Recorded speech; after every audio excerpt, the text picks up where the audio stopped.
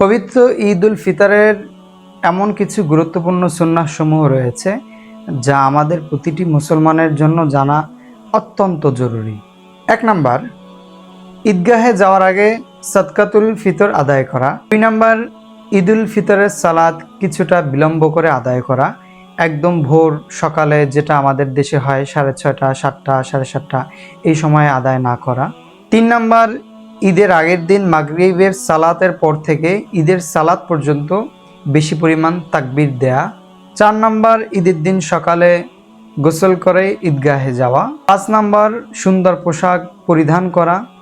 6 number, আতর বা সুগন্ধি ব্যবহার করা। 7 নাম্বার, মিষ্টি জাতীয় কোনো কিছু খেয়ে ঈদগাহে যাওয়া। 8 নাম্বার, সুযোগ থাকলে ঈদগাহে যাওয়া এবং আসার রাস্তা পরিবর্তন করা, অর্থাৎ যে রাস্তা দিয়ে ঈদগাহে যাবেন আসার সময় বিকল্প কোনো রাস্তা ব্যবহার করা।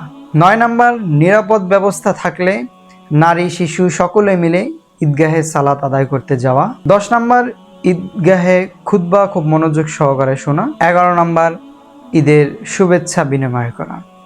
আল্লাহ পাক রব্বুল আলামিন আমাদের আল্লাহ রাসূল সাল্লাল্লাহু আলাইহি সাল্লামের এই সংক্ষিপ্ত সুন্নাহগুলোকে পরিপূর্ণভাবে আদায় করার তৌফিক দান করেন। সকলকে ঈদের শুভেচ্ছা। তাকাব্বালাল্লাহু মিন্না ওয়া মিনকুম। ঈদ মোবারক।